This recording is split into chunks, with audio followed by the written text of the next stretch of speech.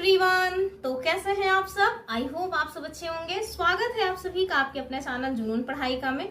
तो हम लोग जो UP triple S C PET का एग्जाम होना है उसके लिए जो प्रैक्टिस सेट है वो देख रहे थे हिंदी के, और इसमें हमने लगभग 18 प्रैक्टिस सेट ऑलरेडी सॉल्व कराया है, जिसमें कि जो गद्यांश वाला सेक्शन आता है वो भी हमने सॉल्व कराया है।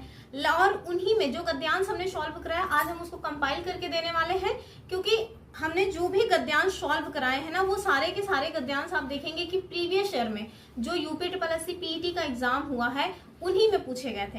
तो आज आपको इस वीडियो के माध्यम से सारे के सारे प्रीवियस ईयर के जो गद्यांश है वो एक साथ एक वीडियो में मिल जाने वाले हैं। तो पूरी वीडियो को बहुत ध्यान से देखिए, और अगर आप चाहते हैं कि पूरे के पूरे प्रैक्टिस सेट ही देख लें तो हमने 18 प्रैक्टिस सेट सॉल्व कराए हुए हैं। वीडियो में हमने अपने जो है चैनल में प्लेलिस्ट बना के रखी है, आप जा करके वहां से उनको देख सकते हैं। तो अगर आपको वीडियो पसंद आती है तो लाइक शेयर करना ना भूलें, चैनल को सब्सक्राइब करके जरूर रखें, बगल में जो बेल आइकन है उसको प्रेस कर दीजिए, ऑल नोटिफिकेशंस को ऑन करके रखिए ताकि सारे के सारे वीडियो की नोटिफिकेशन आपको मिलता रहे। अगर आप इसकी पीडीएफ चाहते हैं तो आपको हमारा टेलीग्राम चैनल ज्वाइन करना पड़ेगा, जो कि लिंक आपको वीडियो के डिस्क्रिप्शन में मिल जाएगी।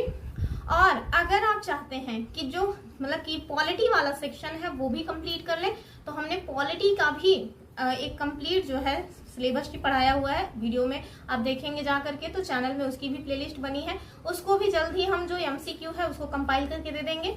हालांकि अभी तो आप लोग गद्यांश देखिए, और एक बहुत ही महत्वपूर्ण सूचना है वो ये है कि 2 तारीख को यानी कि 2 सितंबर को एक महा मैराथन लेकर के आएंगे हम, जिसमें आप देखेंगे कि हिंदी के जो टोटल 9 टॉपिक्स दिए हुए हैं हम सारे के सारे टॉपिक्स एक साथ कवर करेंगे।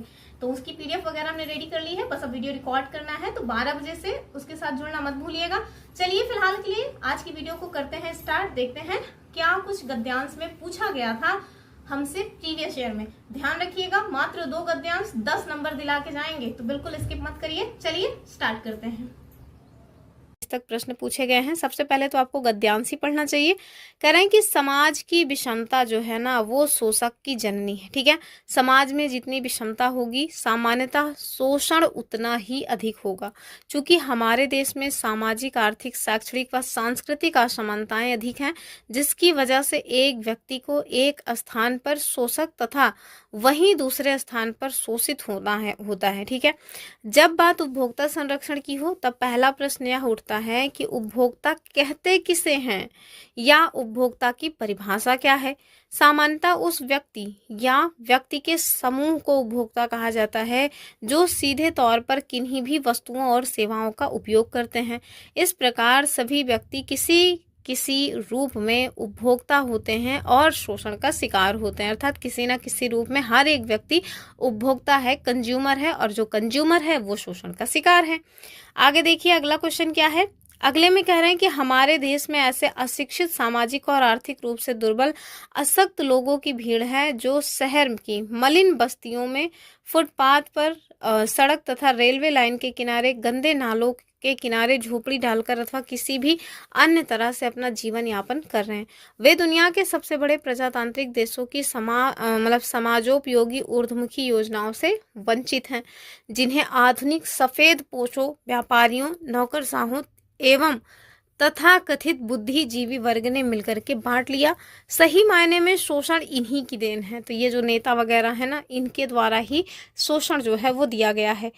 सरकार कितनी भी योजनाएं बनाकर लागू करे, कोई भी बड़ा परिवर्तन संभव नहीं है। क्यों? क्योंकि इन लोगों का पेट ही इतना बड़ा है।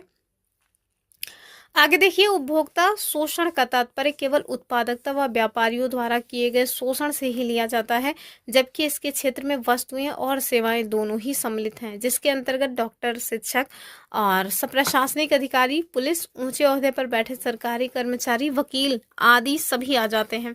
इन सब ने शोषण के क्षेत्र में जो कीर्तिमान बनाए हैं वो वास्तव में कहाँ रखने लायक है, तो Guinness book of world record में दर्ज कराने लायक है। कानून के हाथ कितने भी लंबे हों, इन सभी तक नहीं पहुंच सकते हैं, क्योंकि रक्षक जब भक्षक बन जाए तो फिर कौन बचाए। भ्रष्टाचार सभी की जड़ों में है, मतलब जड़ों में पहुंचा हुआ है, ऊपर से नीचे या नीचे से ऊपर। क्या कभी इन लोगों के अच्छे दिन आएंगे? तो ये एक प्रश्न चिन्ह है। ठीक है, आगे देखिए, दूसरी ओर किसी तरह अपनी इज्जत आबरू बचाता मध्यम वर्ग है, जो ना किसी पार्टी के वोट बैंक है और ना ही ज्यादा पढ़ा लिखा। और ना ही ज्यादा संपन्न। न सरकार उसकी परेशानियों को समझती है और ना कोई अन्य राजनीतिक पार्टी। जिनको सरकारी पेंशन नहीं मिलती, ऐसे बड़े बूढ़े लाचार लोगों की स्थिति और भी खराब है। ना तो उनकी मतलब संस्कार विहीन संतान उनका ध्यान रखने को तैयार है और ना ही सरकार उनके लिए कुछ सोच पा रही है। क्या इस विषमता को हटाने की दिशा में कोई कदम उठाया जा रहा है? ये भी एक प्रश्न चिन्ह है। क्या पढ़े लिखे नौजवानों को उपयुक्त रोजगार दिए जाने की दिशा में कुछ समझिए, फिर इसका तो क्या ही कहें। क्या होगा इस देश का, ये तो भगवान ही जाने। तो ये लेखक ने अपने जो विचार हैं वो कुल मिलाकर के भ्रष्टाचार को लेकर के व्यक्त किए हैं। ठीक है, अब हम देखते हैं इससे क्या कुछ क्वेश्चंस बने हुए हैं, और ये भी UP triple S C PET का ही पूछा गया क्वेश्चन पेपर है 2022 वाले का। पहला क्या है, कह रहे हैं कि हमारे देश में समाजोपयोगी ऊर्ध्वमुखी योजनाओं से वंचित वर्ग कौन सा है। पहला देखिए, सरकारी पेंशन विहीन वयोवृद्ध जनों का वर्ग। दूसरा, किसी तरह अपनी इज्जत आबरू बचाता समाज का मध्यम वर्ग। तीसरा, मलिन बस्तियों, फुटपाथ, सड़क तथा रेलवे लाइन के किनारे झोपड़ी डालकर रहने वाले अशिक्षित, दुर्बल और अशक्त लोगों का वर्ग। चौथा क्या है, आधुनिक सफेद पोशों व्यापारियों, नौकरशाहों तथा कथित बुद्धिजीवी लोगों का वर्ग। तो क्या कह रहे हैं कि हमारे देश में समाज उपयोगी ऊर्ध्वमुखी योजनाओं से कौन वंचित है। तो अभी हमने देखा था कि जो मलिन बस्तियों, फुटपाथ, सड़क और रेलवे लाइन के किनारे झोपड़ी डाल करके रहने वाले अशिक्षित और दुर्बल वर्ग हैं, वही उन्हीं के बारे में बातें की गई थी। ऑप्शन इसका सी हो जाएगा। ठीक है, अगला देखिए, कह रहे हैं लेखक के अनुसार शोषण का शिकार कौन लोग होते हैं। तो जो लेखक हैं वो क्या बता रहे हैं कि कौन लोग हैं जो शोषण का शिकार होते हैं। पहला देखिए कि उपयुक्त रोजगार विहीन नव युवककरण, यानी जो पढ़े लिखे हैं फिर भी उसके बावजूद भी आप देखें तो उनको नौकरी नहीं है। दूसरा, वस्तु और सेवाओं का उपभोग करने वाला उपभोक्ता समूह। तीसरा, उत्पादकता से जुड़ा व्यापारी मंडल। और चौथा है नौकरशाह और तथा कथित बुद्धिजीवी वर्ग। क्या हो जाएगा इसका, ऑप्शन बी वाला होना चाहिए कि वस्तु और सेवाओं का उपयोग करने वाला उपभोक्ता समूह। ठीक है, ऑप्शन बी। अगला देखिए क्वेश्चन नंबर नेक्स्ट, कह रहे हैं समाज के मध्यम वर्ग की कौन सी समस्या है।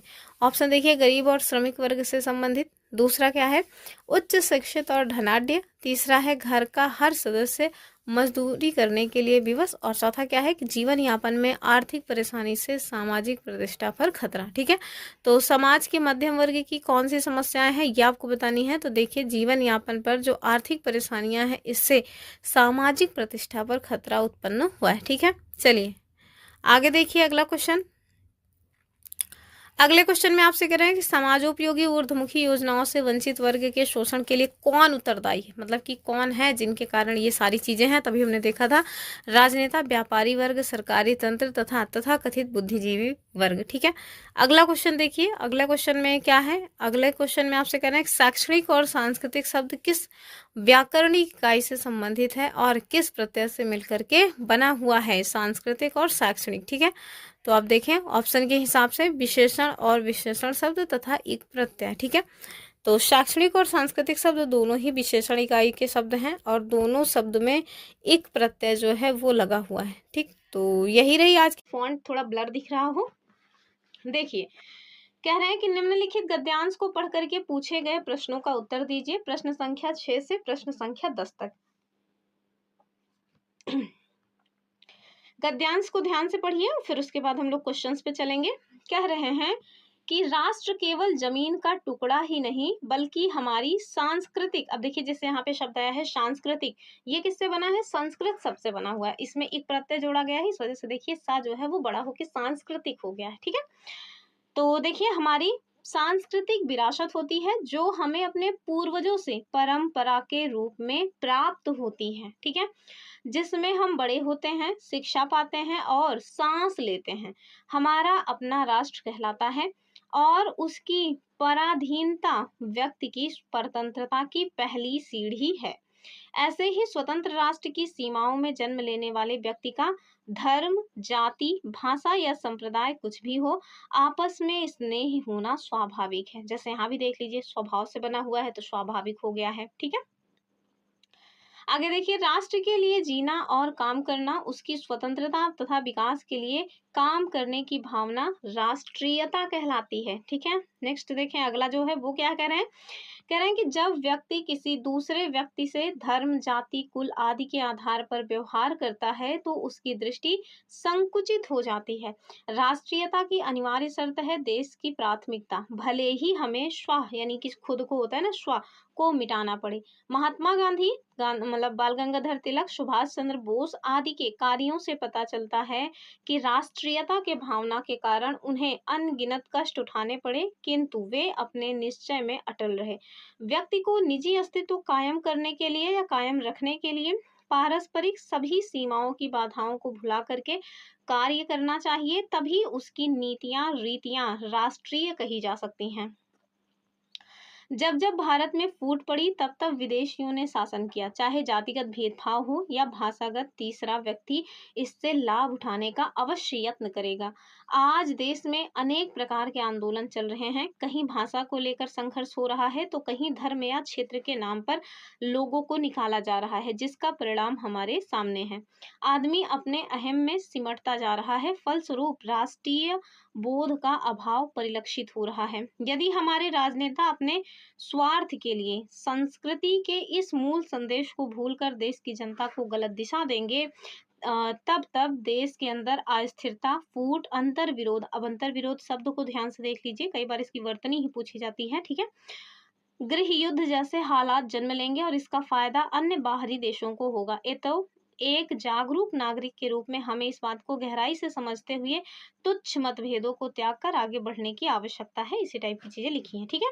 थोड़ा एक लाइन कट गया है, चलिए अब देखिए हमारे पास ऑप्शंस क्या हैं, कह रहे हैं मतलब क्वेश्चंस क्या पूछ रहे हैं, ये देखिए। पहला क्वेश्चन है क्वेश्चन नंबर 6 कि राष्ट्र, सांस्कृतिक और विरासत क्रमशः कौन सी व्याकरणिक इकाइयां हैं। अब देखिए ऐसा भी वो चाहें तो जो है क्वेश्चंस आपसे पूछ सकते हैं, जरूरी थोड़ी ना है कि उस पैसेज से वो आपसे लाइन टू लाइन क्वेश्चन पूछेंगे, नहीं, कुछ भी पूछ लेंगे।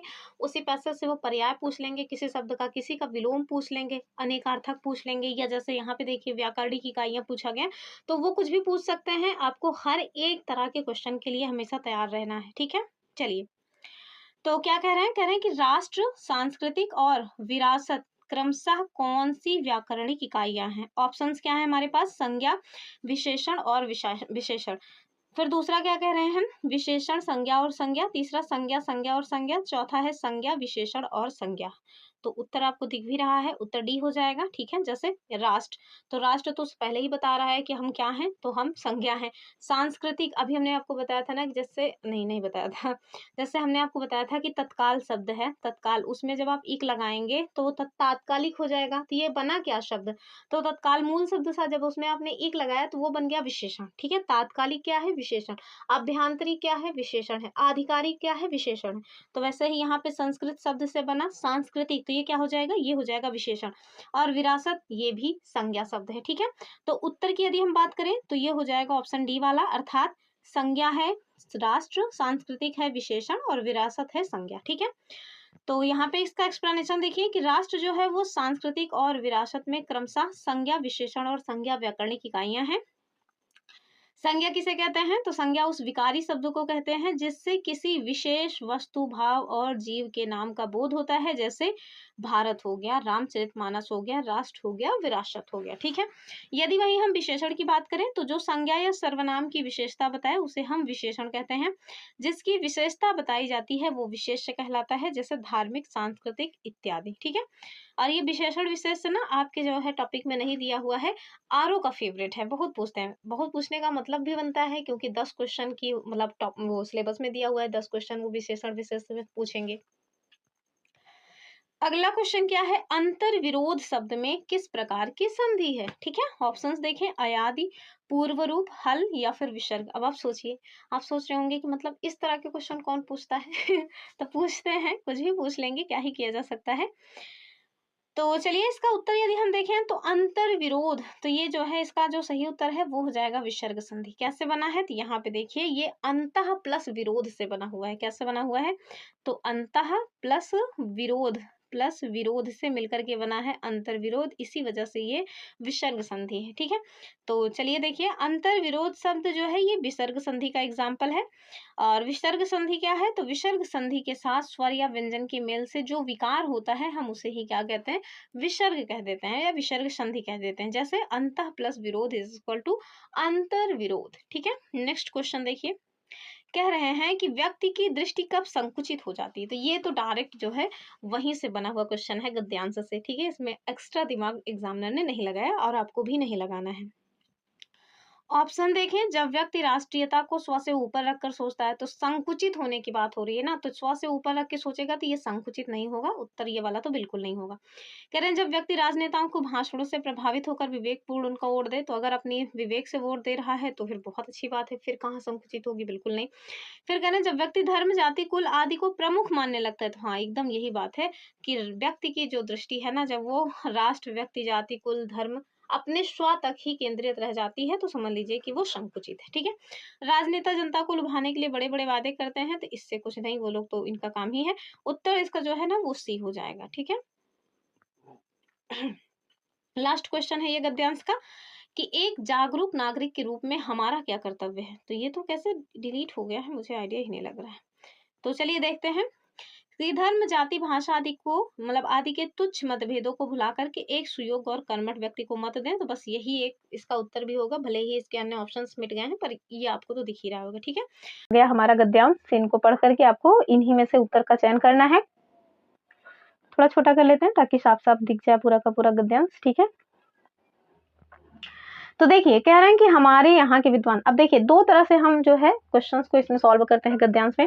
एक तरीका है कि आप सबसे पहले पूरा का पूरा गद्यांश एक बार पढ़ लीजिए, अगर आपको एक बार में नहीं समझ आ रहा है तो दूसरी बार पढ़ लीजिए, चाहे स्पीड बढ़ा के चाहे नॉर्मल स्पीड। ठीक है। दूसरा तरीका है कि आप पहले क्वेश्चंस को देख लीजिए, पहले क्वेश्चंस को देखे रहिए, तो फिर आपको समझ आएगा। जब आप लाइंस पढ़ते रहेंगे ना तो आपके माइंड में क्लिक करेगा कि इस टाइप का क्वेश्चन पूछा गया है, पहले उसको सॉल्व कर लेते हैं। जैसे आपको ठीक लगे आप वैसे करिए, हम दोनों तरह से सॉल्व कराते हैं। इसके पहले वाली वीडियो में हमने पहले क्वेश्चंस देख करके फिर गद्यांश पढ़ा था, इस वाली वीडियो में हम पहले गद्यांश पढ़ेंगे फिर क्वेश्चंस पे जाएंगे। ठीक है। और थोड़ा मतलब कि पहली बार जब गद्यांश पढ़े ना तो थोड़ा इजी, मतलब इजी का मतलब है थोड़ा स्लो पढ़ें, बहुत फास्ट वे में पढ़ने की आवश्यकता नहीं है, वरना बहुत कंफ्यूजन क्रिएट होता है। कह रहे हैं कि हमारे यहाँ के विद्वान पुनर्जागरण पर ही इतना अधिक ध्यान देते हैं कि यदि हम उसे पढ़ें तो अतीत के विषय में जानने की हमारी लालसा और बढ़ जाती है। हमें यह अनुभव कराया गया कि संपूर्ण भारत रामकृष्ण, विवेकानंद और दयानंद जैसे महापुरुषों की मंडली है। हमें यह भी अनुभव कराया गया कि औरतों की दशा बहुत अच्छी थी और जातीयता को प्राण घातक मान लिया गया था। इसके अलावा कुछ दूसरी चीजें भी उस दौरान घटित हुई जिसके बारे में हम बात नहीं करते। आगे देखें, एक हिंदी भाषी प्रांत में दयानंद को जूतों की माला से स्वागत किया गया। वैसे दयानंद को नहीं, दयानंद का या दयानंद, हाँ दयानंद का ही। आगे देखिए, जब आर्य समाज और ब्रह्म समाज मौजूद था उसी समय सनातन धर्म सभा और भारत धर्म सभा भी स्थापित हुआ। दयानंद शास्त्रार्थ में हरा दिए गए कट्टरपंथी और रूढ़िवादी लोगों ने नए विचारों का विरोध किया। बाद में ब्रह्म समाज भी अत्यधिक पुरातन पंथी हो गया। राजा राममोहन राय के बारे में कहा जाता है कि जब वे मृत्यु शैया पर थे तो उन्हें भारतीय मतलब भागीरथी के तट पर लाया गया। उनके चारों तरफ खड़े लोगों ने उनसे पूछा कि वे लोग उनके लिए क्या कर सकते हैं, तो उन्होंने अपने पूरे शरीर पर राधा कृष्ण लिखने को कह दिया। ठीक है। जिन लोगों ने धार्मिक सुधार के लिए विद्रोह किया वे अत्यधिक पुरातन पंथी निकले। आंदोलन के अंतिम दिनों में ब्रह्म समाज के अनुयायी हठ धर्मी हो गए। बहुत बाद में बहुत सारे ब्रह्म समाजी कम्युनिस्ट और मार्क्सिस्ट यानी कि मार्क्सवादी हो गए। ठीक है। तो ये तो है हमारा पैसेज। ठीक है, यानी कि गद्यांश जो है वो हमने देख लिया। ठीक है। अभी आपको जो क्वेश्चंस हैं वो देखने को मिलेगा, आपको जो हठ धर्मी है ये देखने को मिलेगा। यहाँ देखें, यहाँ से भी एक क्वेश्चन बना हुआ है। तो चलिए अब लोग क्वेश्चन पे मूव ऑन करते हैं तो आपको समझ आएगा। देखिए, जो हमारा गद्यांश से क्वेश्चन पूछा गया है, कह रहे हैं कि अतीत के विषय में जानने की लालसा कब बढ़ जाती है। ऑप्शन देखिए, ब्रह्म समाज के विचारों को पढ़कर, बिल्कुल नहीं। आर्य समाज के विचारों, नहीं। केवल इन लोगों, एक एक सिंगल लोगों के विचारों को पढ़ करके नहीं होती है। विवेकानंद के विचारों को नहीं। अब देखिए कि भारतीय विद्वानों के पुनर्जागरण संबंधी विचारों को पढ़ करके होती है। और ये क्वेश्चन आप स्टार्टिंग में ही देखिए कि आपको दिखाया गया है। ठीक है, ये सारे अनुभव कराए गए और ये सारी बातें हुई। और यहाँ पे देखिए कि हमारे यहाँ के विद्वान पुनर्जागरण पर ही इतना ध्यान देते हैं कि यदि हम उसे पढ़ें तो अतीत के बारे में जानने की जो हमारी लालसा है वो बढ़ जाती है। तो यही है ये वाला क्वेश्चन का सॉल्यूशन। ठीक है, पहली लाइन में ही पहले क्वेश्चन का सॉल्यूशन था, बस थोड़ा दिमाग लगाना पड़ता है। अब क्लास 1-2 का तो है नहीं कि लाइन से जो है आपको लिख दिया गया है, उसमें कौन सा छूटा है वो आप भर दो, कुछ तो दिमाग लगाना ही पड़ेगा। चलिए आगे देखिए, कह रहे हैं कि जूतों की माला से किसका स्वागत किया गया। तो अभी हमने देखा था किसका किया गया था, दयानंद का। कहाँ पे था, तो आप देखिए पैसेज में आपको दिखाया गया था ना कि उनका जो है जूतों की माला से, यहाँ पे देखिए जूतों की माला से स्वागत किया गया था। कहाँ पे, तो एक हिंदी भाषी प्रांत में, किसका, तो दयानंद जी का। ठीक है, तो ये क्वेश्चन यहाँ पे मिल गया। तीसरा क्वेश्चन देखिए, कह रहा है कि बाद में कौन सी संस्था अधिक पुरातन पंथी हो गई थी। तो अभी हमने वहां पे देखा था, सनातन धर्म बिल्कुल नहीं, रामकृष्ण परमहंस बिल्कुल नहीं, ब्रह्म समाज की बात चल रही थी। आपने देखा भी कि जो है जब लास्ट टाइम में ब्रह्म समाज के जो संस्थापक थे स्वामी नहीं, राजा राम मोहन राय जी, उनसे पूछा गया कि हम आपके लिए क्या कर सकते हैं। तो उन्होंने कहा कि आप हमारे पूरी शरीर पे राधा कृष्ण लिख दीजिए। तो ये क्या है, ये एक तरीके का मतलब कि वही ख्याल है। और आप देखिए यहाँ पे एकदम एग्जैक्ट लाइन दिया हुई है कि बाद में बहुत सारे समाजवादी जो है ये कम्युनिस्ट हो गए। आंदोलन के अंतिम दिनों में ब्रह्म समाज के अनुयायी हठ धर्मी हो गए। ठीक है, तो वही है पुरातन पंथी। और आगे तो आप देखें कि पुरातन पंथी शब्द भी लिखा हुआ है। खैर चलिए आगे देखिए, अगला क्वेश्चन जो है वो क्या कह रहे हैं कि ब्रह्म समाज के संदर्भ में असत्य कथन आपको बताना है। कह रहे हैं कि बहुत सारे ब्रह्म समाजी मार्क्सवादी हो गए। तो एकदम लास्ट वाली लाइन में था, एकदम ठीक है। ब्रह्म समाज की स्थापना बिल्कुल नहीं, दयानंद सरस्वती जी ने नहीं की थी। किसने की थी, तो राम मोहन राय ने की थी। किसने की थी, राम मोहन राय ने।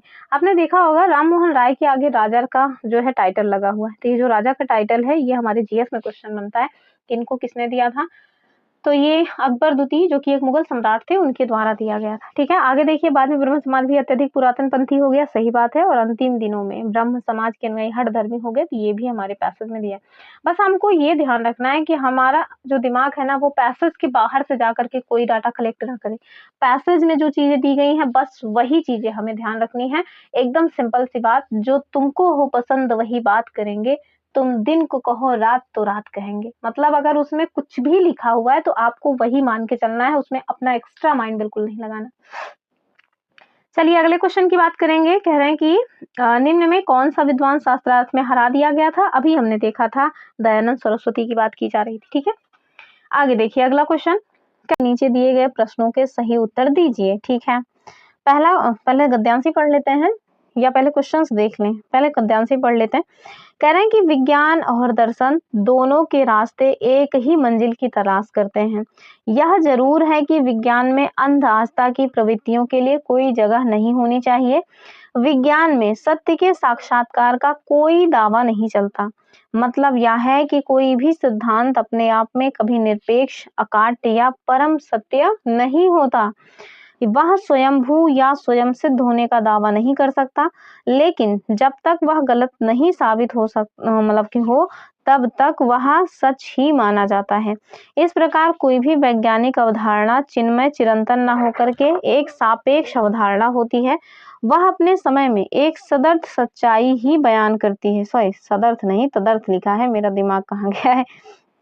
आगे देखें, मसलन कई सौ बरस तक न्यूटन के गुरुत्वाकर्षण सिद्धांत का किला अभेद ही माना जाता रहा। वह एक सच्चाई थी, लेकिन बाद में आइंस्टीन के सिद्धांतों तथा क्वांटम फिजिक्स ने उसका खंडन प्रस्तुत किया। इसका मतलब यह भी नहीं कि अब न्यूटन का सिद्धांत बेमानी हो गया। आज भी अंतरिक्ष या ब्रह्मांड संबंधी अध्ययन हो या उपग्रहों का प्रक्षेपण, न्यूटन की गतिकी और गुरुत्व सिद्धांत ही काम में लाए जाते हैं। क्वांटम फिजिक्स के मतलब आगमन को दो तरह से देखा जा सकता है। एक, इसने न्यूटनवाद को झूठा करार दिया, और दूसरा कि इससे न्यूटनवाद में एक नया अध्याय जुड़ा और न्यूटन का सिद्धांत परिष्कृत हो गया। ठीक है, तो ये साइंस से लिया गया एक पैराग्राफ है। ठीक है, अब आपको बताना है इसके आधार पे जो क्वेश्चंस पूछे जा रहे हैं उसका सही उत्तर। पहला क्वेश्चन है कि विज्ञान के संदर्भ में असत्य कथन कौन सा है। ठीक है, असत्य बताना है हमें। ऑप्शंस, विज्ञान में सत्य के साक्षात्कार का कोई दावा नहीं चलता। दूसरा, विज्ञान एक सापेक्ष अवधारणा होती है। तो पहला भी ठीक है, दूसरा भी ठीक है। कह रहे हैं विज्ञान अपने समय की वास्तविक सच्चाई बयां करती है। क्या ये बात ऐसा कहीं था? नहीं ना, ये गलत है। और इसका उत्तर जो है वो यही सी वाला हो जाएगा। अन्य जो है वो सब ठीक है कि विज्ञान और दर्शन दोनों के रास्ते एक ही मंजिल की तलाश करते हैं। तो पहली लाइन यही थी। तो सही उत्तर क्या हो जाएगा? ऑप्शन सी वाला। ठीक है, चलिए आगे देखेंगे और इसके पहले इसका एक्सप्लेनेशन देख लीजिए कि विज्ञान अपने समय की वास्तविक सच्चाई बयां करती है, एक असत्य कथन है, क्योंकि कोई भी वैज्ञानिक अवधारणा चिन्मय चिरंतन न होकर एक सापेक्ष अवधारणा होती है। वह अपने समय में एक तदर्थ सच्चाई ही बयान करती है, अन्य कथन जो है वो आपको सही देखने को मिल जाएंगे। चलिए अगले देखें, अगला क्वेश्चन क्या कह रहा है आपसे, कह रहे हैं कि निम्न में से किसका कोई भी सिद्धांत अपने आप में कभी निरपेक्ष, अकाट्य या परम सत्य नहीं होता। ऑप्शन देखें, दर्शन, विज्ञान, साहित्य या फिर इतिहास। जब हमारे पास जो पैराग्राफ है वो विज्ञान से संबंधित है तो और किसी चीज की बात ही नहीं करनी, उत्तर हो जाएगा ऑप्शन बी वाला। अगला क्वेश्चन क्या है, न्यूटन का सिद्धांत किसकी वजह से परिष्कृत हुआ। तो लास्ट लाइन में हमने यही देखा था, मतलब ऑप्शन क्या है, क्वांटम फिजिक्स, गुरुत्वाकर्षण सिद्धांत, गति का नियम या भारतीय दर्शन। तो क्या हो जाएगा, ऑप्शन ए वाला हो जाएगा, क्वांटम फिजिक्स। ठीक है, अभी जैसे कोई अचानक से आए और सीधे इन्हीं क्वेश्चंस पे आ जाए तो उसको लगेगा थंबनेल में हिंदी लिखा हुआ है, यहाँ पे साइंस की प्रैक्टिस चल रही है। तो ये चीजें हो जाती हैं कभी कभी ना, आंखों देखी जो चीजें गलत हो जाती हैं वो ऐसे ही गलत होती हैं। चलिए आगे देखेंगे और इसके पहले इसका एक्सप्लेनेशन देख लीजिए कि जो क्वांटम फिजिक्स है उसके आगमन से न्यूटनवाद में एक नया अध्याय जुड़ा था। लास्ट लाइन में हमने देखा था ना, और वो क्या था, न्यूटन का जो सिद्धांत है इससे वो परिष्कृत हुआ। चलिए आगे देखें, कह रहे हैं कि आज भी उपग्रहों के प्रक्षेपण में किसका प्रयोग होता था। तो हमने देखा ही था किसका होता है, तो ये हो जाएगा गुरुत्वाकर्षण सिद्धांत। ठीक है, सबका सब पैराग्राफ में एकदम एज इट इज दिया हुआ है, तो बहुत टेंशन लेने वाली इसमें चीजें नहीं है। कह रहे हैं किसने न्यूटनवाद को झूठा करार दिया। तो ऑप्शंस क्या हो जाएंगे, गुरुत्वाकर्षण सिद्धांत, क्वांटम फिजिक्स, गति का नियम या ऊर्जा संरक्षण का नियम। तो लास्ट जो लाइन है उसमें साफ साफ लिखा हुआ है कि क्वांटम फिजिक्स के आगमन ने न्यूटनवाद को झूठा करार दिया, यानी कि हो जाएगा उत्तर आपका क्वांटम फिजिक्स। ठीक, ऑप्शन बी वाला। 20 नंबर से लेकर के 24 नंबर तक आपको गद्यांश देखना है। और क्या कह रहे हैं आपसे कि निम्नलिखित गद्यांश को पढ़ करके पूछे गए प्रश्नों के सही उत्तर आपको देना है। ठीक है, चलिए रत्नगर्भा, मैंने कहा था ना कि रत्नगर्भा से ही रिलेटेड क्वेश्चंस हैं। तो देखिए क्या कह रहे हैं पैसेज में आपसे कि इस रत्नगर्भा वसुंधरा के अंतः स्थल में हीरे, मणि, माणिक्य और संपदा का अभाव नहीं है। ठीक है, तो रत्नगर्भा वसुंधरा अर्थात रत्नों से भरी हुई जो हमारी वसुंधरा अर्थात पृथ्वी है, उनके अंतः स्थल यानी कि जमीन का जो अंदरूनी हिस्सा है वहाँ पे यदि आप देखें तो हीरे, मोती और जो माणिक्य हैं उनकी कमी बिल्कुल भी नहीं। ठीक है, धरती का विस्तीर्ण अतल गर्भ अनंत धनराशि से भरा हुआ है, अर्थात जो भूमि के अंदर वाला हिस्सा है वो आप देखिए तो वहां पे आपको अपार संपत्ति, अपार धन संपदा जो है वो देखने को मिल जाएगी। बस आवश्यकता क्या है, आवश्यकता है इसके वक्ष को अर्थात इसकी छाती को चीर करके उन्हें उगलवा लेने वाले दृढ़ संकल्प और साहस की। और लोग करते ही हैं, तभी तो इतने सारे जो धन संपदा है, इतने सारे जो खनिज वगैरह है वो निकलते हैं। आगे देखिए, धरती के अंदर विद्यमान धनराशि के कारण ही धरती क्या कहलाती है, वसुंधरा कहलाती है। ठीक है, इस धरा पर, धरा मतलब होता है पृथ्वी, तो पृथ्वी का पर्याय है धरा। ठीक है, तो इस पृथ्वी या इस धरा पर रहने वाले कुछ लोग ऐसा मानते हैं कि यदि, ये है यदि, ठीक है, यदि भाग्य में नहीं तो हथेली पर आई वस्तु भी नष्ट हो जाती है। ठीक है, तो कहता है ना कि एक कहावत आपने सुनी होगी कि कोई आपकी मतलब कि हाथ से कुछ भी छीन के ले जा सकता है लेकिन भाग्य से नहीं, तो वही है, उसी पे व्यंग है कुल मिलाकर के, आप समझ लीजिए। ठीक है, आगे देखिए, जब हम अपना चिंतन केवल भाग्यवाद को आधार मानकर करते हैं तो हम लक्ष्य की प्राप्ति के लिए अपेक्षित प्रयत्न नहीं करते। ठीक है, प्रयत्न के अभाव में फल भी नहीं मिलता और लोग भाग्य को दोष देते रह जाते हैं कि हमारे तो भाग्य में ही नहीं था। ठीक है, आगे देखिए, ऐसे भाग्यवादी लोगों को कायर माना जाता है। अकूत संपदा तो उसी को ही मिल सकती है जो पूर्ण संकल्प के साथ कार्य में प्रवृत्त हो। जैसे अर्जुन का ध्यान पक्षी की बेधे जाने वाली आंख पर था, उसी प्रकार जो लक्ष्य के प्रति एकनिष्ठ होकर सतत प्रयासशील रहता है, समय के परिपाक के साथ उस लक्ष्य को पाने में सफल हो जाता है। ऐसे लोग जो भाग्य के सहारे बैठे रहते हैं और प्रतीक्षा करते रहते हैं कि अली बाबा की सिमसिम वाली गुफा का द्वार कब खुलता है, उन्हें जब असफलता का अंधेरा अपने चारों ओर घिरता दिखाई देता है तब वे पछतावा करते हैं कि उन्होंने व्यर्थ ही समय गंवा दिया। मनुष्य के पास सभी कुछ पा लेने की क्षमता होती है, पर कैसे उसे पाया जाएगा, उसके लिए संपूर्ण निर्णय शक्ति, दृढ़ संकल्प और अपेक्षित परिश्रम का आवश्यकता है, या परिश्रम आवश्यक है। कई बार लक्ष्य के एकदम समीप पहुंचकर हम प्रयत्न करना छोड़ देते हैं। अक्सर जो है एग्ज़ाम के टाइम में सब कि ये सारी चीज़ें होती हैं। हमें लगता है कि है यार, होना तो है नहीं, क्या मतलब है पढ़ाई करने का।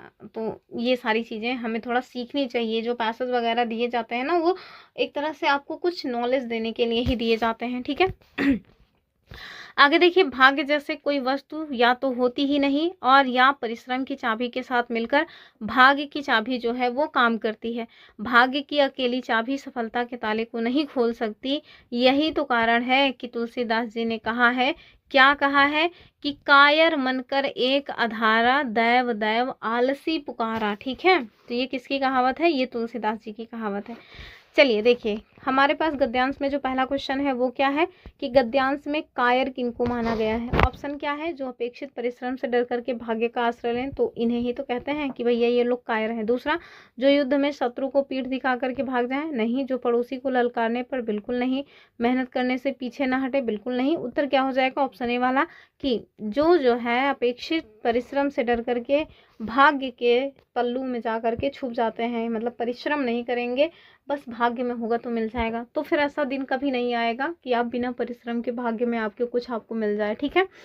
चलिए आगे देखिए अगला क्वेश्चन। अगले क्वेश्चन में आपसे क्या कह रहे हैं? कह रहे हैं कि भाग्य को दोष कौन लोग देते हैं? ऑप्शन देखिए, पहला क्या है? जो प्रयत्न के अभाव में फल ना मिल पाने के कारण बचाव का बहाना खोजते हैं। दूसरा, जो परिश्रमी होते हैं और सफल हो जाते हैं, नहीं, बिल्कुल नहीं। कह रहे हैं जो किसी भी परिस्थिति का सामना करने के लिए तैयार रहते हैं, तो ये लोग कभी भी भाग्य को दोष नहीं देंगे। तीसरा, जिनको पहले से पता होता है कि उन्होंने मेहनत नहीं की और वे सफल होने वाले नहीं हैं। तो देखिए, पहला और लास्ट वाला दोनों ही कंफ्यूजिंग है, लेकिन जब उत्तर आप इसका देखेंगे तो पहला वाला हो जाएगा कि जो भी पैसेज में दिया गया है वो यही दिया गया है कि जो प्रयत्न के के अभाव में फल ना मिल पाने के कारण अपने बचाव के लिए एक बहाना खोजते हैं, उनको यही वाला बहाना मिल जाता है कि भाग्य में नहीं था, ठीक है, भगवान रूठे हुए हैं। चलिए आगे देखिए, अगला क्वेश्चन क्या है? ये हम सब के साथ होता है, ऐसा नहीं है कि केवल पैसेज की बात है, ये हमारे आपके सभी के साथ होता है। हम लोग जब उस लेवल का परिश्रम नहीं करते हैं जिस लेवल के परिश्रम की एग्जाम में डिमांड है, तो लास्ट में हम क्या कहते हैं? नसीब में नहीं था, भाग्य में नहीं था। मिलता उन्हीं को है जो भाग्य की लेकर के आते हैं। तो भाग्य हर कोई लेकर के नहीं आता, लेकिन हाँ, परिश्रम करने का जज्बा तो हम लोग ला ही सकते हैं। कुल मिलाकर के परिश्रम करने से चूकना नहीं चाहिए। अंत में लास्ट विकल्प होता है, जब आपने हर तरह का परिश्रम कर लिया और आपको चीज़ें नहीं अचीव हुई, तो फिर आप समझ लीजिए कि भाग्य में नहीं है। लेकिन जब तक आप कि जम करके परिश्रम नहीं करते, तब तक फिर ये कहना कि भाग्य में नहीं है, भाग्य में होगा तो होगा, तो फिर ये तो बेकार सी बात है। चलिए, कह रहे हैं परिश्रम शब्द की कौन सी व्याकरणिक इकाई है? ऑप्शन देखिए, सर्वनाम, संज्ञा विशेषण या फिर क्रिया विशेषण। तो परिश्रम क्या है? परिश्रम एक संज्ञा शब्द है, ठीक है। अगला क्वेश्चन देखिए, क्या कह रहे हैं? कह रहे हैं कि जब हम अपना चिंतन केवल भाग्यवाद को आधार मानकर करते हैं, तब क्या होता है? ऑप्शन देखिए, हम पूरी तरह से मेहनत करते हैं, तो अगर भाग्यवाद को आधार मानेंगे तो मेहनत कहाँ करेंगे? फिर तो हम लोग आलसी हो जाएंगे, तो ये तो ठीक नहीं। हम सफल हो जाते हैं, तो नहीं, भाग्य को ही आधार मान के करेंगे तो कभी सफल नहीं होंगे, तब तो असफलता ही हाथ लगेगी हमेशा। तीसरा कह रहे हैं कि हम लक्ष्य की प्राप्ति के लिए अपेक्षित प्रयत्न नहीं करते और असफल होते हैं, बस यही बात है, ठीक है। तो आप देखिए, जब हम अपना चिंतन केवल भाग्यवाद को आधार मान के करते हैं, तो हम क्या करते हैं? हम अपने लक्ष्य की ओर जो है प्रयत्न ना करके क्या करते हैं? भाग्य के सहारे बैठ जाते हैं और असफल होते हैं, फिर भाग्य का रोना रोते हैं, ठीक है। चलिए अगला क्वेश्चन देखिए, और यही लास्ट क्वेश्चन भी होना चाहिए आज की वीडियो का। क्या कह रहे हैं? कह रहे हैं जीवन में भाग्य का फल किसको मिलता है? ऑप्शन देखिए, कह रहे हैं कि जो भाग्य की अकेली चाबी में सफलता के ताले को खोलने का प्रयास करते हैं। दूसरा, जो भाग्य के सहारे बैठे रहते हैं और प्रतीक्षा करते रहते हैं कि अली बाबा की सिमसिम वाली गुफा का द्वार कब खुलता है। क्या करें? जीवन में भाग्य का फल किसको मिलता है? अच्छा, तीसरा, जो परिश्रम की चाबी के साथ भाग्य की चाबी को मिला करके सफलता का ताला खोलने का प्रयास करते हैं। और लास्ट करें, जो देव पुकार कर सफलता के ताले को खोलने का प्रयास करते हैं, तो ये भी नहीं होगा। दूसरा भी नहीं होगा, पहला भी नहीं होगा। इसका जो सही उत्तर है वो हो जाएगा सी वाला, ठीक है। तो जीवन में भाग्य का फल उन्हीं को मिलता है जो लोग परिश्रम की चाबी के साथ भाग्य की चाबी को मिला करके सफलता का ताला खोलने का प्रयास करते हैं, ठीक है। तो परिश्रम भी कीजिए, भाग्य को भी कहिए कि हाँ हमने अपना परिश्रम किया, हमने अपना बेस्ट दिया है, 100% दिया है।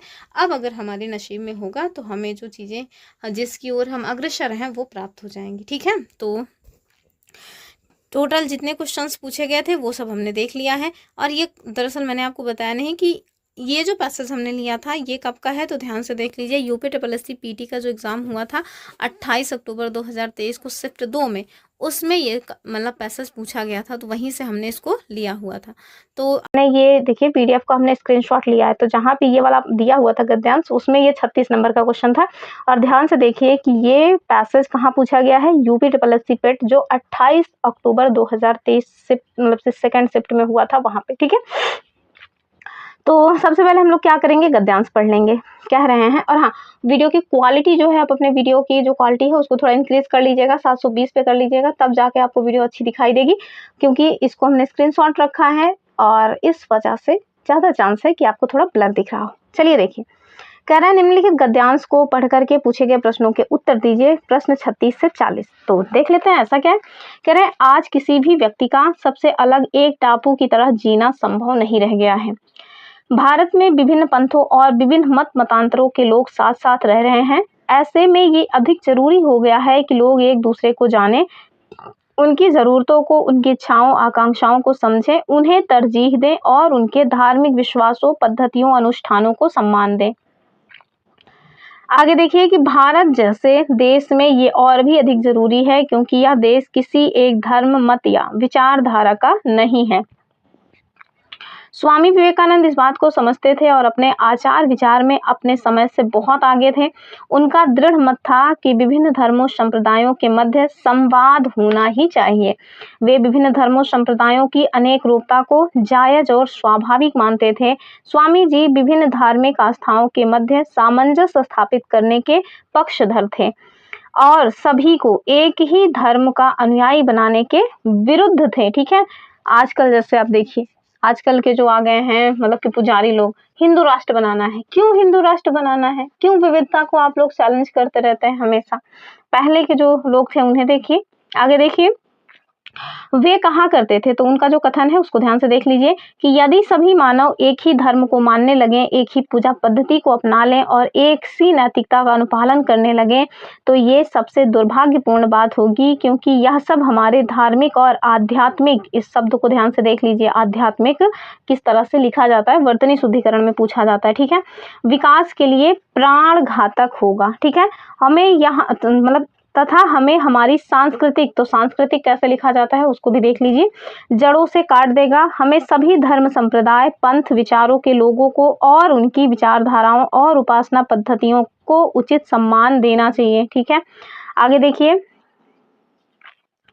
किसी भी व्यक्ति को, चाहे वह किसी जाति, धर्म और भाषा से संबंधित है, प्रकृति ने समान बनाया है। सभी मनुष्यों में एक ही परमात्मा का वास है। जातगत, वैसे इसमें जागतिक लिखा है, मेरे ख्याल से ये जातिगत होना चाहिए, ठीक है। विकास की दृष्टि से कोई पिछड़ा हो सकता है, यदि कोई पिछड़ा हुआ है तो उसे अपने साथ ले लेने से मानवता खिल उठती है, ठीक है। तो ये हमारा पैसेज रहा है। अब इससे हम देखेंगे कि कौन से क्वेश्चंस पूछे गए हैं। क्वेश्चन पहला क्या है, कह रहे हैं कि मानवता कब खिल उठती है, तो पहला वाला ही विकल्प ठीक हो जाएगा कि जब पिछड़ों को सहारा दिया जाता है। अन्य जो है वो ठीक नहीं होगा, क्योंकि आप देखिए कह रहे हैं जब एकाधिक धर्म को मानने वाले साथ रहते हैं, तो ऐसी बात नहीं है। जब सभी में स्थित एक परमात्मा को ही एकमात्र सत्य स्वीकार किया जाता है, वैसा भी नहीं है। जब सभी का आध्यात्मिक विकास होगा, तो ये बात भी नहीं। अब देखिए पैसेज में ना, तो वो वाली कहावत बहुत, मतलब कहावत या गाना जो भी हो, वो बहुत तेजी से लागू होता है कि जो तुमको हो पसंद वही बात कहेंगे। मतलब इस समय तो बिल्कुल दिमाग लगाना ही नहीं है एक्स्ट्रा, ठीक है। तो चलिए दूसरा क्वेश्चन क्या है, आध्यात्मिक। और आध्यात्मिक में आपसे कह रहे हैं कि बताइए क्रमशः उपसर्ग, मूल शब्द और प्रत्यय कौन सा है। तो अब देखिए इसमें उपसर्ग और प्रत्यय भी पूछ लिए हैं, जबकि आप यदि ईमानदारी से अपना सिलेबस देखेंगे तो उसमें उपसर्ग और प्रत्यय की बात नहीं की गई है। तो आपको समझ तो आ ही रहा होगा कि जरूरी नहीं है कि उतना ही वो पूछे, पैसेज में तो ये कुछ भी पूछ सकते हैं। तो इस वजह से थोड़ा एक्स्ट्रा तैयारी करके हमें रखनी पड़ती है। चलिए देखिए क्या कह रहे हैं, और मतलब कि विकल्प क्या है, आध्यात्मिक शब्द है। इसमें आपको बताना है कि मूल शब्द कौन सा है। सबसे पहले तो हम मूल शब्द ही पकड़ेंगे, क्योंकि अगर हमें मूल शब्द पता चल गया तो हम लोग प्रत्यय और उपसर्ग जरूर निकाल लेंगे।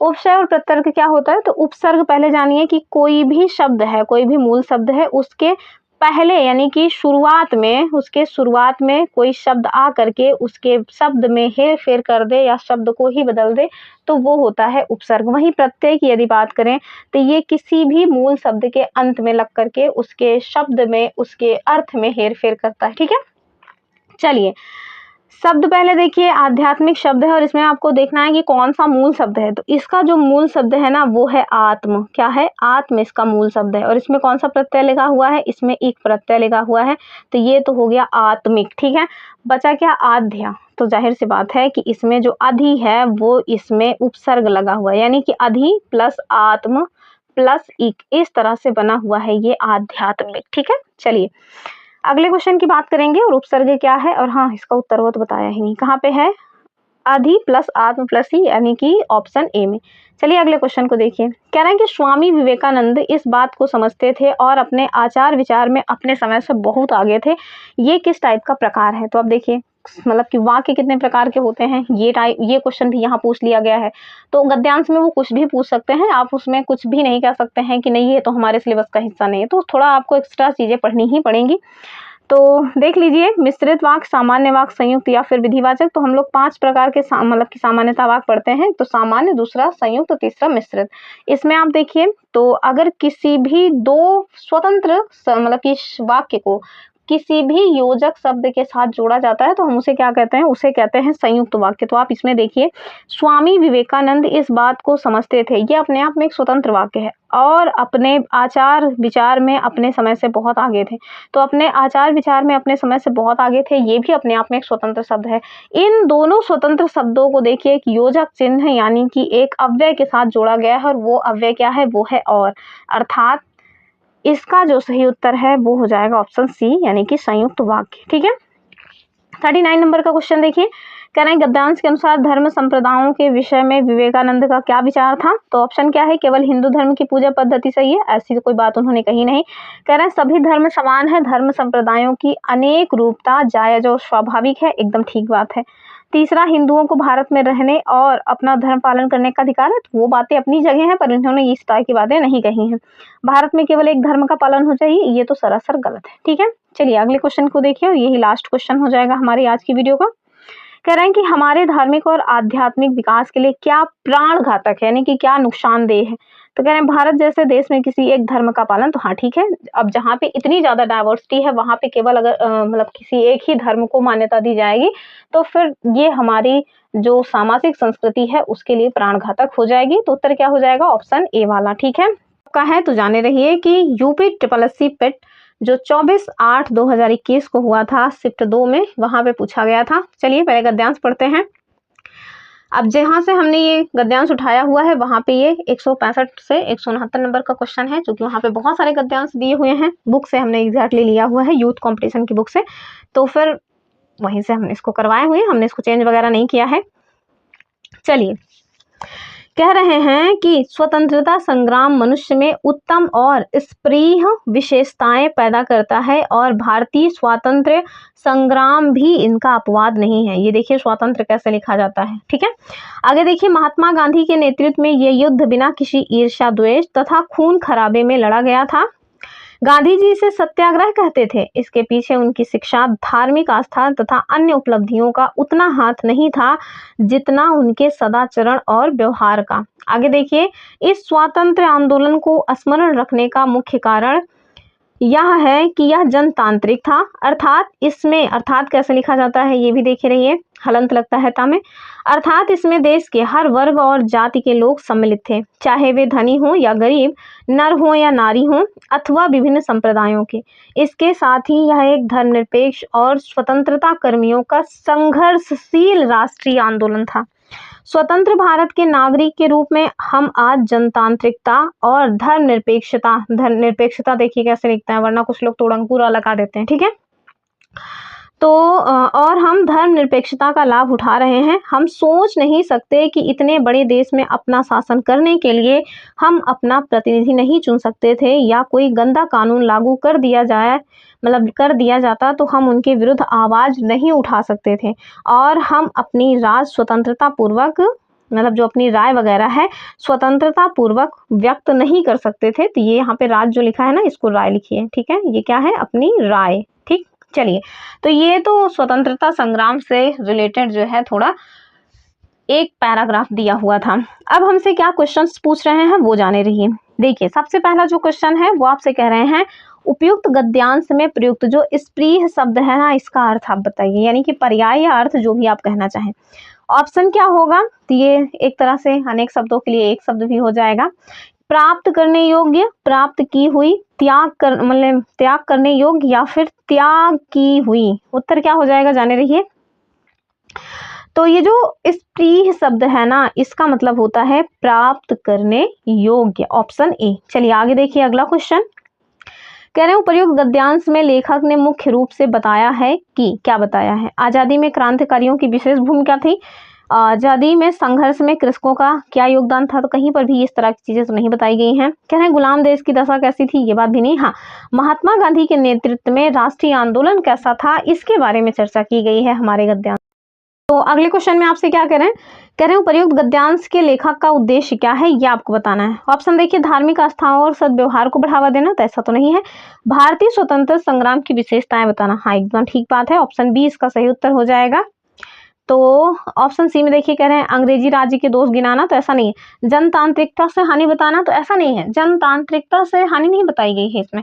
इसमें ना परतंत्रता से जो हानि है वो बताई गई है, कि कैसे अगर आप परतंत्र हैं तो अपनी राय वगैरह को भी खुद से व्यक्त नहीं कर सकते हैं। ठीक है, चलिए अगले क्वेश्चन की बात करेंगे। कह रहे हैं धर्मनिरपेक्षता से क्या अभिप्राय है। ऑप्शन देखिए, सभी धर्मों का आदर करना, धर्म में हस्तक्षेप न करना, धर्म की अवज्ञा करना, या किसी भी धर्म को ना मानना। तो धर्मनिरपेक्षता का मतलब है, मतलब सकारात्मक और नकारात्मक दो प्रकार की धर्मनिरपेक्षता होती है।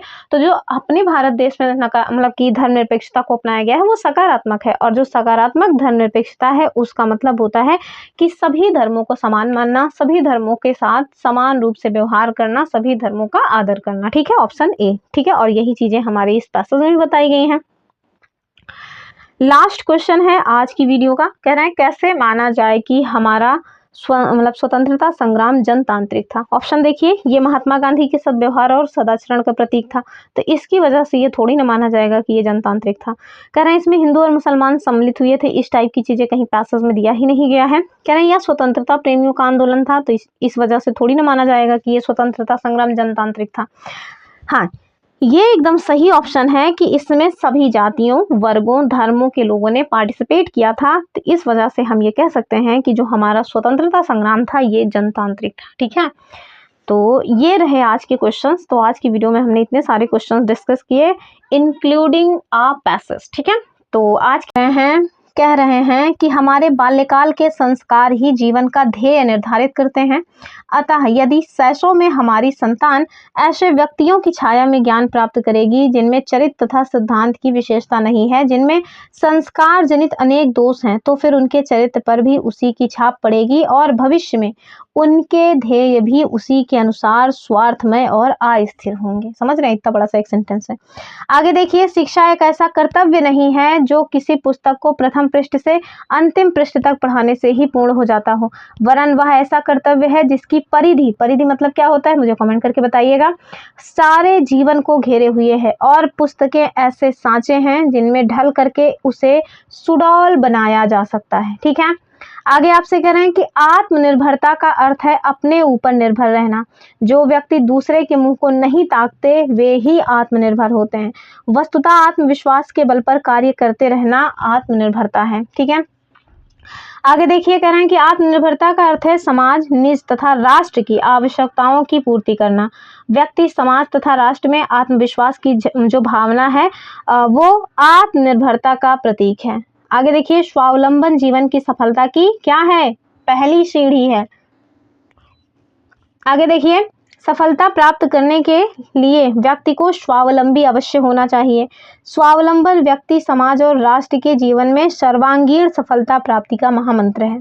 स्वावलंबन जीवन का अमूल्य आभूषण है, वीरों तथा कर्मयोगियों का इष्ट देव है, सर्वांगीण उन्नति का आधार है। समझ रहे हैं, मतलब कि स्वावलंबी होना, आत्मनिर्भर होना कितना महत्वपूर्ण है, ये आपको ये मतलब कि जो पैसेज है वो बता रहा है। जीवन में इसको अप्लाई कीजिए। आगे देखिए, जब व्यक्ति स्वावलंबी होगा उसमें आत्मनिर्भरता होगी, तो ऐसा कोई कार्य नहीं जिसे वह ना कर सके। स्वावलंबी मनुष्य के सामने कोई भी कार्य आ जाए, वह अपने दृढ़ विश्वास से, अपने आत्मबल से उसे अवश्य ही पूर्ण कर लेगा। स्वावलंबी मनुष्य जीवन में कभी भी असफलता का मुंह नहीं देखता है। वह जीवन के हर क्षेत्र में क्या करता है, निरंतर कामयाब होता जाता है। आगे देखिए, सफलता तो स्वावलंबी मनुष्य की दासी बनकर रहती है। जिस व्यक्ति का स्वयं अपने आप पर ही विश्वास नहीं, वो भला क्या कर पाएगा। परंतु इसके विपरीत जिस व्यक्ति में आत्मनिर्भरता होगी, वह कभी किसी के सामने नहीं झुकेगा। वह जो करेगा सोच समझकर धैर्य से करेगा। मनुष्य में सबसे बड़ी कमी स्वावलंबन का ना होना है। सबसे बड़ा गुण भी मनुष्य की आत्मनिर्भरता ही है। ठीक है, तो ये तो रहा हमारा पैसेज। अब देखिए हमारे पास इससे क्वेश्चंस क्या बने हुए हैं वो। पहला क्वेश्चन है कि सर्वांगीण सफलता प्राप्ति का महामंत्र लेखक के अनुसार क्या है। ऑप्शन देखिए, आत्मविश्वास, सहनशीलता, अच्छे संस्कार और कर्तव्य निष्ठा, या फिर आत्मनिर्भरता और आत्मबल। तो आप देखिए बार बार यहाँ पे आत्मनिर्भरता और स्वावलंबन या मतलब कि आत्मबल की बात की गई है। उत्तर क्या हो जाएगा, ऑप्शन सी वाला। ठीक है, आगे देखिए अगला क्वेश्चन कह रहे हैं कि स्वार्थमय और अस्थिर शब्दों के विलोम क्या होंगे, ये बताइए। तो ऑप्शंस देखिए, निस्वार्थी, चंचल, दूसरा अचल और मतोलंबी या मतलबी दरअसल लिखा हुआ है, तीसरा निश्चित और परार्थी, और चौथा है निस्वार्थ, और ये है गतिहीन। यहाँ पे हाइफन लगा दीजिए। ठीक है, तो आप इसके उत्तर की बात करें तो स्वार्थमय का क्या हो जाएगा, निस्वार्थ, और अस्थिर का क्या हो जाएगा, क्या पूछ रहे हैं, स्थिर का होना चाहिए, हाँ सॉरी अस्थिर का गतिहीन हो जाएगा। अस्थिर मतलब होता है कि जो स्थिर ना हो अर्थात गतिशील हो, तो उसका क्या हो जाएगा, गतिहीन। ठीक है, तो इसका उत्तर हो जाएगा ऑप्शन डी वाला। चलिए आगे देखिए अगला क्वेश्चन कह रहे हैं कि सफलता, कार्य और आत्मनिर्भरता शब्दों के लिंग कौन से हैं। ऑप्शन देखिए, तो सफलता प्राप्त होती है अर्थात ये स्त्रीलिंग है, तो पहला तो स्त्रीलिंग हो जाएगा। तो अगर पहला स्त्रीलिंग है तो इन सबको तो निपटा ही दीजिए। फिर कह रहे हैं कार्य, तो क्या होता है, कार्य किया जाता है, कार्य पूर्ण होता है या कार्य पूर्ण होती है, समझ मतलब जो भी आपको ठीक लगे वो बताइए। तो आप देखिए कार्य पूर्ण किया जाता है, कार्य पूर्ण होता है अर्थात ये पुल्लिंग है, तो दूसरा पुल्लिंग होना चाहिए अर्थात ये वाला भी ऑप्शन निपट गया। केवल आत्मनिर्भरता के लिए बचा हुआ है, तो आत्मनिर्भरता जो है ये क्या हो जाएगा, आत्मनिर्भरता जो है ये भैया पुल्लिंग शब्द होता है अर्थात ऑप्शन बी इसका सही उत्तर हो जाएगा। ठीक है, चलिए अगले क्वेश्चन की बात करेंगे। कह रहे हैं जीवन की सफलता की पहली सीढ़ी कौन सी है, तो एकदम डायरेक्ट बना हुआ क्वेश्चन है, ध्यान से। कह रहे हैं आत्मनिर्भर बनना, बच्चे में बाल्यकाल से अच्छे संस्कार विकसित करना, दृढ़ विश्वास जागृत करना, या सहनशीलता उत्पन्न करना। तो अकॉर्डिंग टू पैसेज आप देखिए तो जीवन की सफलता की जो पहली सीढ़ी है वो है अपना आत्मनिर्भर बनना, यानी ऑप्शन ए वाला। ठीक है, अगले क्वेश्चन में क्या कह रहे हैं कि सैसों के शिक्षकों का बच्चों पर क्या असर पड़ता है। ये जो है थोड़ा मतलब पैडागोजी टाइप का क्वेश्चन बन गया है। ऑप्शन देखिए, बच्चे निर्दोष और अबोध होते हैं और शिक्षकों के स्वभावगत गुण दोषों का खास असर नहीं होता। ये बात तो गलत है, बहुत असर होता है। दूसरा, शिक्षकों के चरित्र के गुण दोष सहज ही बच्चे में आ जाते हैं, एकदम ठीक बात है। ठीक है, अगर टीचर कुछ भी जो भी सही गलत कर रहे हैं उसको बच्चे देख रहे हैं तो जाहिर सी बात है कि बच्चे उसको अपने अंदर जरूर ला लेंगे। स्टार्टिंग में हो सकता है हंसी मजाक में लाएं, लेकिन धीरे धीरे ना वो उनके जीवन शैली का हिस्सा कब बन जाएगा वो पता भी नहीं चलेगा।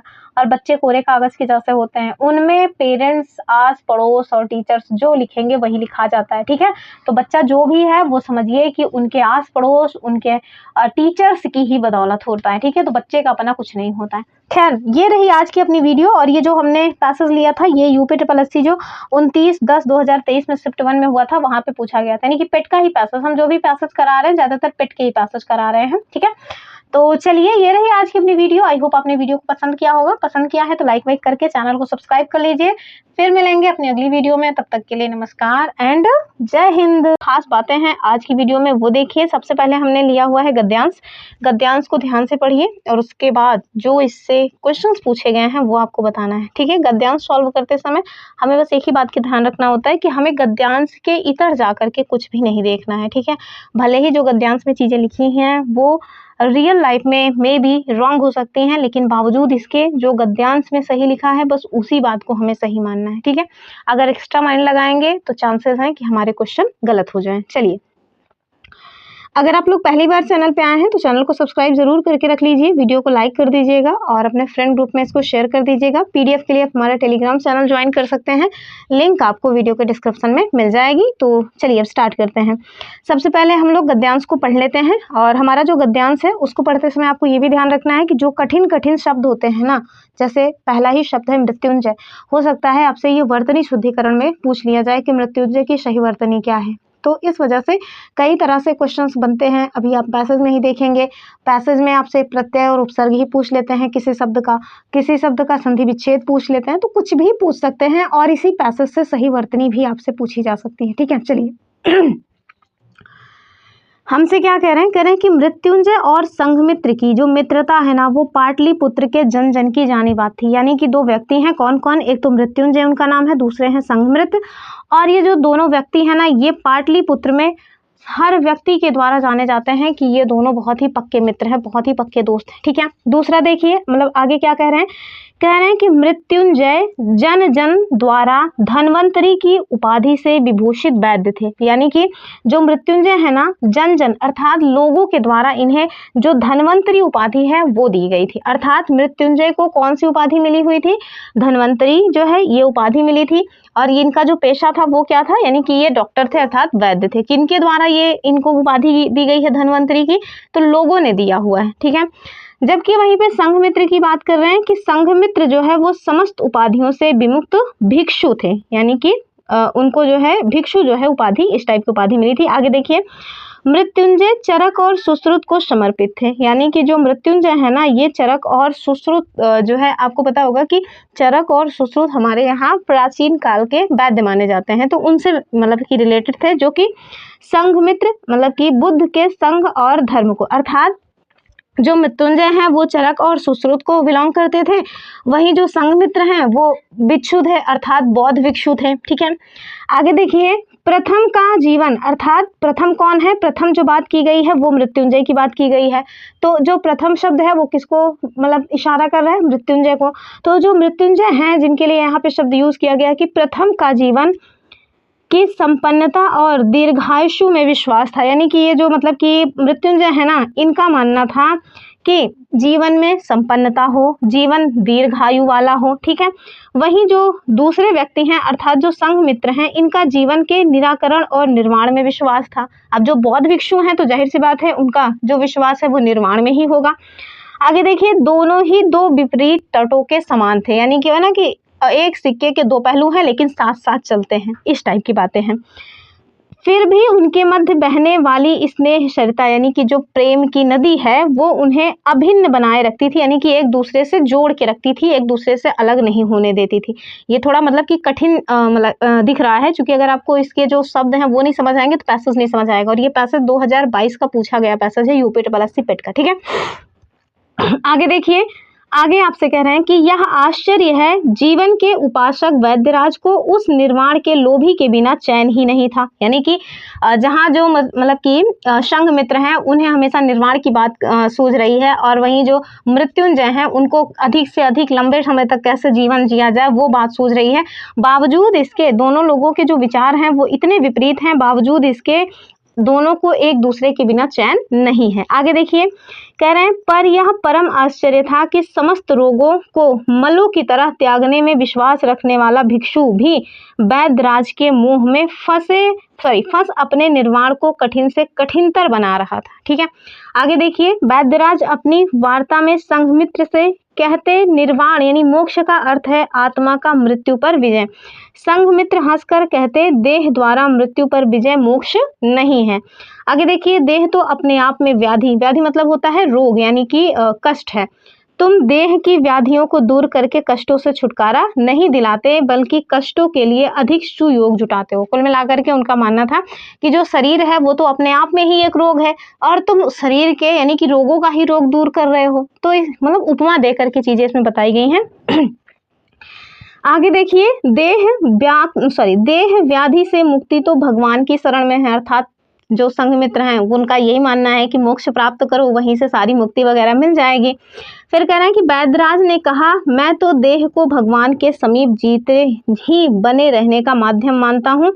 और आगे देखिए, पर दृष्टियों का ये विरोध उनकी मित्रता के मार्ग में कभी बाधक नहीं हुआ। ठीक है, अर्थात भले ही दोनों के विचार अलग हैं, दोनों ही एक सिक्के के दो पहलू के जैसे हैं, यानी कि एकदम विपरीत हैं, लेकिन चलना साथ साथ ही है। इन दोनों जन की मित्रता पर ना इनके जो विचार हैं वो मतलब कि बीच में बाधा नहीं डाल रहे थे। ठीक है, आगे देखिए, दोनों अपने कोमल हास और मोहक स्वर से अपने अपने विचारों को प्रस्तुत करते रहते। ठीक है, तो ये तो हमारे पास एक छोटा सा पैसेज रहा। इस पैसेज से क्या क्वेश्चंस पूछे गए हैं वो देखिए। ठीक है, कह रहे हैं कि देह यानी कि जो शरीर है उसकी बात हो रही है। शरीर व्याधि, व्याधि मतलब रोग के निराकरण के बारे में संघमित्र का क्या विचार था। संघमित्र कौन थे? तो बौद्ध भिक्षु थे। तो उनका क्या मानना है वो आप देखिए। कह रहे हैं संघमित्र देह व्याधि से मुक्ति भगवान की शरण में मानते थे। अभी हमने देखा था, हाँ ये उनका यही कहना था। वो अपने मित्र को यही तो कह रहे थे ना कि तुम देह जो है वो अपने आप में एक व्याधि है, अपने आप में एक रोग है, तुम देह के रोग को ठीक करने पे लगे हुए हैं। अरे तुमको अगर देह का जो रोग है वो ठीक करना ही है तो भगवान की शरण में आ जाओ। तो भिक्षु वगैरह तो इसी तरह की बातें करते हैं ना।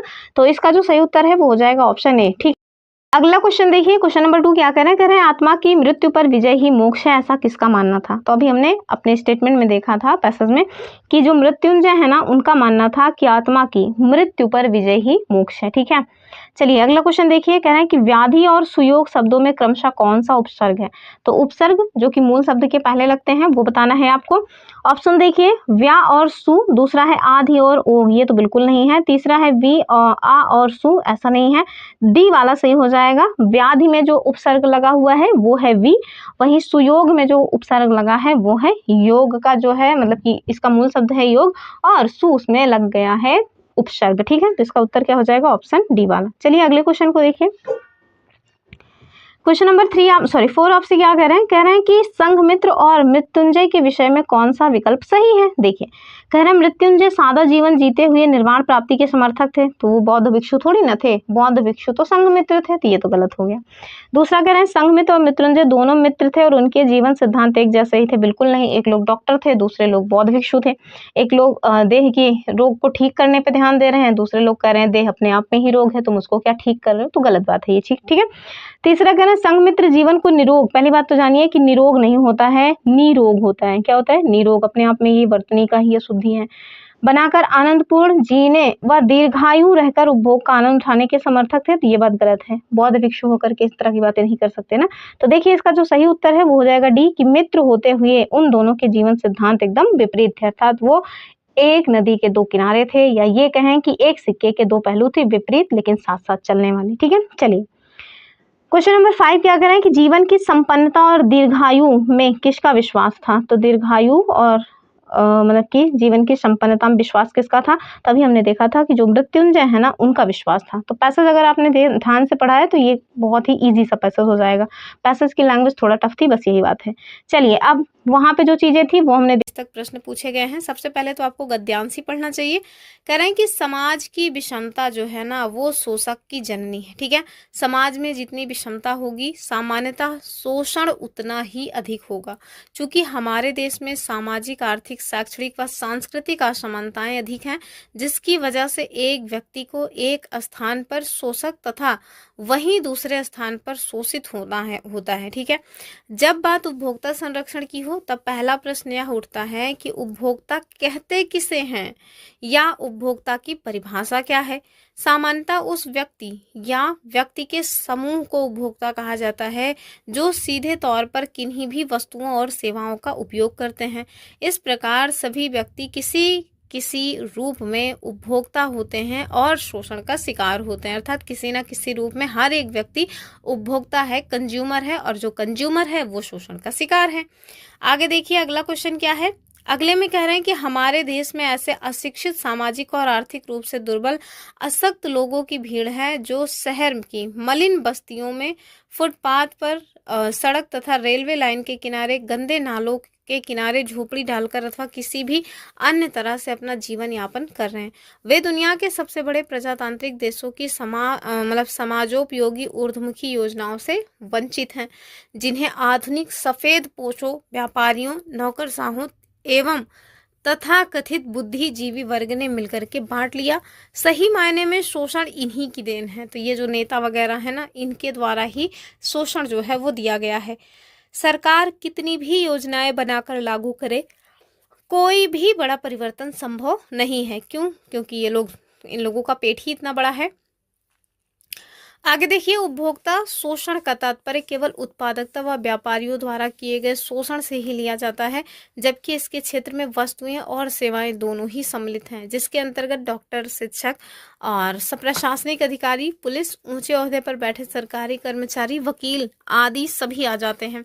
इन सब ने शोषण के क्षेत्र में जो कीर्तिमान बनाए हैं वो वास्तव में कहाँ रखने लायक है? तो Guinness book of world record में दर्ज कराने लायक है। कानून के हाथ कितने भी लंबे हों, इन सभी तक नहीं पहुंच सकते हैं, क्योंकि रक्षक जब भक्षक बन जाए तो फिर कौन बचाए। भ्रष्टाचार सभी की जड़ों में है, मतलब जड़ों में पहुंचा हुआ है, ऊपर से नीचे या नीचे से ऊपर। क्या कभी इन लोगों के अच्छे दिन आएंगे? तो ये एक प्रश्न चिन्ह है। ठीक है, आगे देखिए, दूसरी ओर किसी तरह अपनी इज्जत आबरू बचाता मध्यम वर्ग है, जो ना किसी पार्टी के वोट बैंक है और ना ही ज्यादा पढ़ा लिखा और ना ही ज्यादा संपन्न। न सरकार उसकी परेशानियों को समझती है और ना कोई अन्य राजनीतिक पार्टी। जिनको सरकारी पेंशन नहीं मिलती, ऐसे बड़े बूढ़े लाचार लोगों की स्थिति और भी खराब है। ना तो उनकी संस्कार विहीन संतान उनका ध्यान रखने को तैयार है और ना ही सरकार उनके लिए कुछ सोच पा रही है। क्या इस विषमता को हटाने की दिशा में कोई कदम उठाया जा रहा है? ये भी एक प्रश्न चिन्ह है। क्या पढ़े लिखे नौजवानों को उपयुक्त रोजगार दिए जाने की दिशा में कुछ समझिए, फिर इसका तो क्या ही कहें। क्या होगा इस देश का, ये तो भगवान ही जाने। तो ये लेखक ने अपने जो विचार हैं वो कुल मिलाकर के भ्रष्टाचार को लेकर के व्यक्त किए हैं। ठीक है, अब हम देखते हैं इससे क्या कुछ क्वेश्चंस बने हुए हैं, और ये भी यूपी पीईटी का ही पूछा गया क्वेश्चन पेपर है 2022 वाले का। पहला क्या है, कह रहे हैं कि हमारे देश में समाजोपयोगी ऊर्ध्वमुखी योजनाओं से वंचित वर्ग कौन सा है। पहला देखिए, सरकारी पेंशन विहीन वयोवृद्ध जनों का वर्ग। दूसरा, किसी तरह अपनी इज्जत आबरू बचाता समाज का मध्यम वर्ग। तीसरा, मलिन बस्तियों, फुटपाथ, सड़क तथा रेलवे लाइन के किनारे झोपड़ी डालकर रहने वाले अशिक्षित, दुर्बल और अशक्त लोगों का वर्ग। चौथा क्या है, आधुनिक सफेद पोशों व्यापारियों, नौकरशाहों तथा कथित बुद्धिजीवी लोगों का वर्ग। तो क्या कह रहे हैं कि हमारे देश में समाज उपयोगी ऊर्ध्वमुखी योजनाओं से कौन वंचित है। तो अभी हमने देखा था कि जो मलिन बस्तियों, फुटपाथ, सड़क और रेलवे लाइन के किनारे झोपड़ी डाल करके रहने वाले अशिक्षित और दुर्बल वर्ग हैं, वही उन्हीं के बारे में बातें की गई थी। ऑप्शन इसका सी हो जाएगा। ठीक है, अगला देखिए, कह रहे हैं लेखक के अनुसार शोषण का शिकार कौन लोग होते हैं। तो जो लेखक हैं वो क्या बता रहे हैं कि कौन लोग हैं जो शोषण का शिकार होते हैं। पहला देखिए कि उपयुक्त रोजगार विहीन नव युवकरण, यानी जो पढ़े लिखे हैं फिर भी उसके बावजूद भी आप देखें तो उनको नौकरी नहीं है। दूसरा, वस्तु और सेवाओं का उपभोग करने वाला उपभोक्ता समूह। तीसरा, उत्पादकता से जुड़ा व्यापारी मंडल। और चौथा है नौकरशाह और तथा कथित बुद्धिजीवी वर्ग। क्या हो जाएगा इसका? ऑप्शन बी वाला होना चाहिए कि वस्तु और सेवाओं का उपयोग करने वाला उपभोक्ता समूह। ठीक है, ऑप्शन बी। अगला देखिए क्वेश्चन नंबर नेक्स्ट, कह रहे हैं समाज के मध्यम वर्ग की कौन सी समस्या है। ऑप्शन देखिए, गरीब और श्रमिक वर्ग से संबंधित। दूसरा क्या है, उच्च शिक्षित और धनाढ्य। तीसरा है घर का हर सदस्य मजदूरी करने के लिए विवश। और चौथा क्या है कि जीवन यापन में आर्थिक परेशानी से सामाजिक प्रतिष्ठा पर खतरा। ठीक है, तो समाज के मध्यम वर्ग की कौन सी समस्याएं हैं ये आपको बतानी है। तो देखिए, जीवन यापन पर जो आर्थिक परेशानियां हैं, इससे सामाजिक प्रतिष्ठा पर खतरा उत्पन्न हुआ है। ठीक है, चलिए आगे देखिए अगला क्वेश्चन। अगले क्वेश्चन में आपसे कह रहे हैं कि समाजोपयोगी ऊर्ध्वमुखी योजनाओं से वंचित वर्ग के शोषण के लिए कौन उत्तरदायी है, मतलब कि कौन है जिनके कारण ये सारी चीजें हैं। तभी हमने देखा था राजनेता, व्यापारी वर्ग, सरकारी तंत्र तथा कथित बुद्धिजीवी वर्ग। ठीक है, अगला क्वेश्चन देखिए। अगला क्वेश्चन में क्या है, अगले क्वेश्चन में आपसे कहना है शैक्षणिक और सांस्कृतिक शब्द किस व्याकरणिक इकाई से संबंधित है और किस प्रत्यय से मिलकर के बना हुआ है, सांस्कृतिक और शैक्षणिक। ठीक है, तो आप देखें ऑप्शन के हिसाब से विशेषण और विशेषण शब्द तथा एक प्रत्यय। ठीक है, तो शैक्षणिक और सांस्कृतिक शब्द दोनों ही विशेषण इकाई के शब्द हैं और दोनों शब्द में एक प्रत्यय जो है वो लगा हुआ है। ठीक, तो यही रही आज